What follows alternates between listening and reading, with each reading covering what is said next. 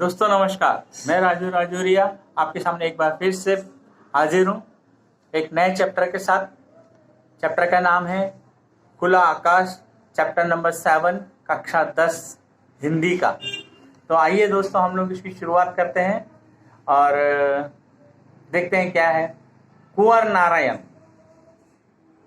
ये लेखक हैं इस चैप्टर के और उनका जन्म 1927 में हुआ है फैजाबाद में।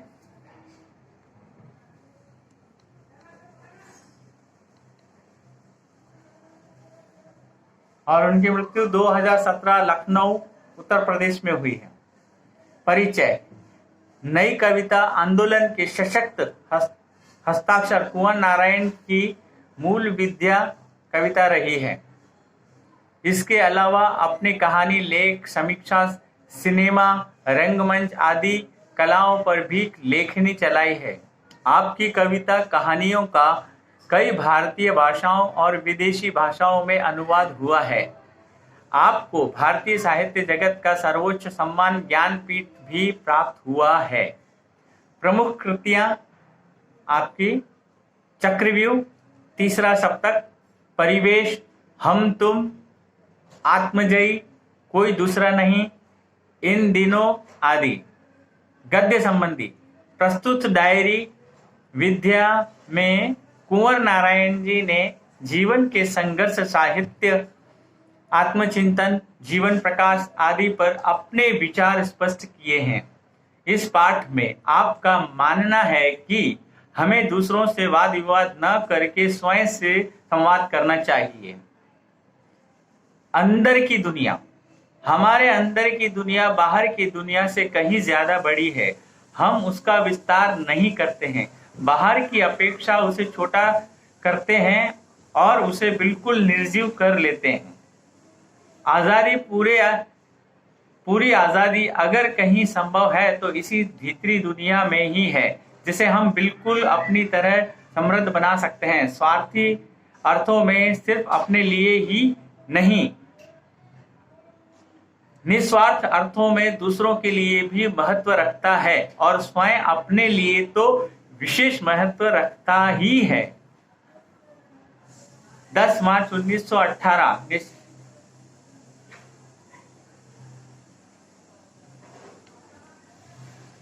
मकान पर मकान। जिस गली में आजकल रहता हूं वहां एक आसमान भी है। उस गली में पेड़ भी नहीं है, ना ही पेड़ लगाने की गुंजाइश ही है। मकान ही मकान है, इतने मकान की लगता है मकान पर मकान लदे हुए हैं। लंद फंद मकानों की एक बहुत बड़ी भीड़ जो एक संकरी गली में फंस गई है और बाहर निकलने का कोई रास्ता नहीं है। लंद फंद मतलब भरे हुए, संकरी पतली कम चौड़ी तंग गली। जिस मकान में रहता हूं उसके बाहर झांकने से बाहर नहीं सिर्फ दूसरे मकान और गंदी व तंग गली दिखाई देती है। चिड़िया दिखती है लेकिन पेड़ों पर बैठी या आसमानों में उड़ती हुई नहीं, बिजली या टेलीफोन के तारों पर बैठी मगर बातचीत करती या घरों के अंदर यहाँ वहां घोंसले बनाती नहीं दिखती है। उन्हें देखकर लगता है मानो वे प्रकृति नहीं, रबड़ या प्लास्टिक के बने खिलौने हैं जो शायद ही इधर उधर फुदक सकते हो या चू चू की आवाज निकाल सकते हो। मैं ऐसी संकरी और तंग गली में मकानों की एक बहुत बड़ी भीड़ से, बिजली या टेलीफोन के तारों से उलझे आसमान से एवं हरियाली के अभाव से जूझते अपने मोहल्ले से बाहर निकलने की भारी कोशिश में हूं। मैं सही साहित्य, सही और संपूर्ण साहित्य वह है जिसे हम दोनों आंखों से देखते हैं, सिर्फ बाईं या सिर्फ दाईं आंख से नहीं। 8 अगस्त 1918। जाने खुद को। बिल्कुल चुपचाप बैठकर सिर्फ अपने बारे में चिंतन करें। कोशिश करें कि दूसरे या सब कहीं भी उस आत्मचिंतन में बीच में न आए। इससे दो बातें होती है। एक तो हम अपने को जान सकेंगे, हम स्वयं क्या है, जो दूसरों के बारे में सब कुछ जानने का दंभ रखते हैं। दंभ मतलब अहंकार, घमंड। दूसरे, हमारे उस हस्तक्षेप से की रक्षा होगी जिसके प्रतिक्षण मौजूद रहते हुए अपने बारे में न तो संतुलित ढंग से सोच पाते हैं, न सक्रिय हो पाते हैं। दूसरों की सोच समझ में भी उतना ही भरोसा रखें जिनमें हमें अपनी सोच समझ में है। हर एक के प्रति हमारे मन में सहज सकारात्मक स्वीकृति का अभाव होता है। दूसरा अन्य नहीं, अंतमय है, हमारे ही प्रतिरूप है, हमसे अलग या भिन्न नहीं है।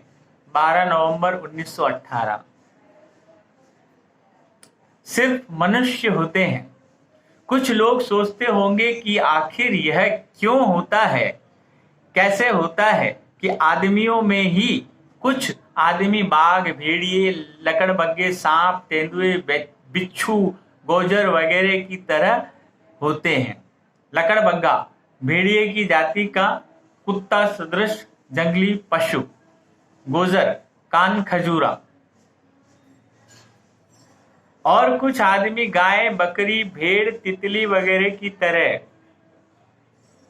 ऐसा क्यों नहीं होता कि जिस तरह सारे बाघ केवल बाघ होते हैं और कुछ नहीं, या जैसे सारी गायें केवल गायें होती है और कुछ नहीं, उसी तरह सारे मनुष्य केवल मनुष्य और कुछ नहीं। 7 अगस्त 1999। लुका छिपाकर जीना।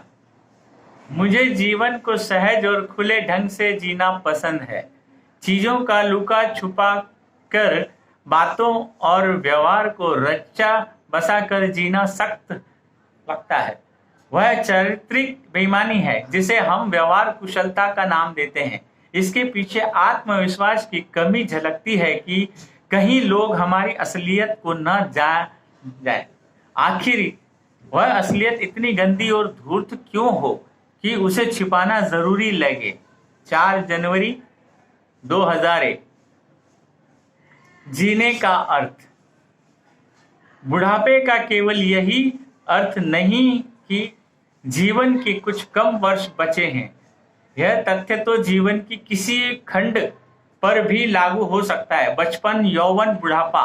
खास बात है जो भी वर्ष बचे हैं, जब तक जीवित और चैतन्य हूं, जिंदगी को क्या अर्थ दे पाऊं या अपने लिए उससे क्या पाता हूं, ऐसा कुछ जिसका सबके लिए कोई महत्व है। लगभग इसी अर्थ में मैं साहित्यिक चेष्टा और जीवन चेष्टा को अपने लिए अविभाज्य पाता हूं। 75 का हो रहा हूं, यानी जीने के लिए अब कुछ ही वर्ष बचे हैं, लेकिन जीना बंद नहीं हो गया है। यह एहसास की मृत्यु बहुत दूर नहीं है, उम्र के किसी भी मोड़ पर हो सकती है। ऐसा हुआ भी है मेरे साथ। तब हो या अब, यह सवाल अपनी जगह बना रहता है कि जीवन की किसी तरह जी लिया जाए, सार्थकता से, अपने लिए या दूसरों के लिए। 23 जनवरी 2002। दिल्ली में रहना। दिल्ली शहर में घर ढूंढ रहा हूं। शहर जैसे एक बहुत बड़ी बस, सवारियों से लंदफंद, हर वक्त चलायमान।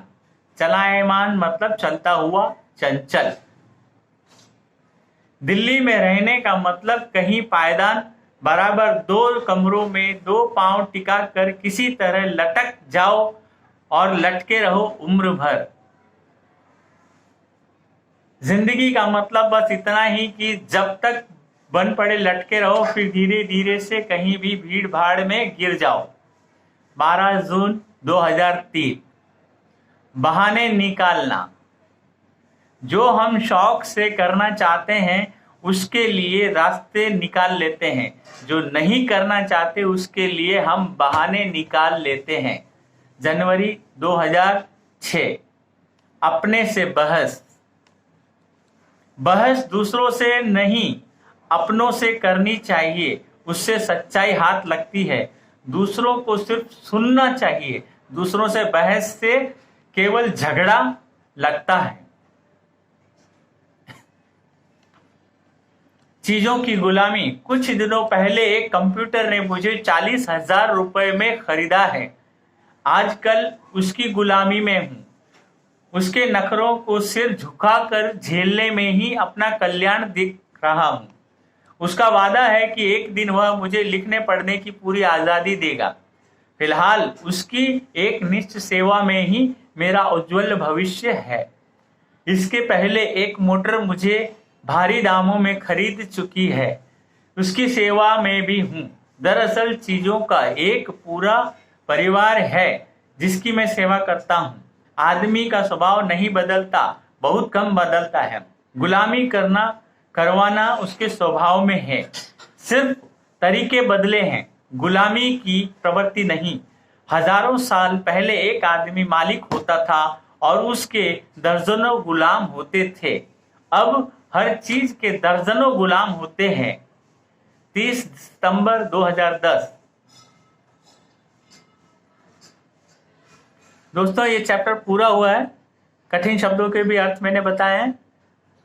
ये चैप्टर कक्षा 10 के बच्चों के लिए हिंदी का सब्जेक्ट का, और ज्यादा से ज्यादा शेयर करें दोस्तों, ताकि कक्षा 10 के बच्चों को ये पाठ पूरी तरह से समझ में आए।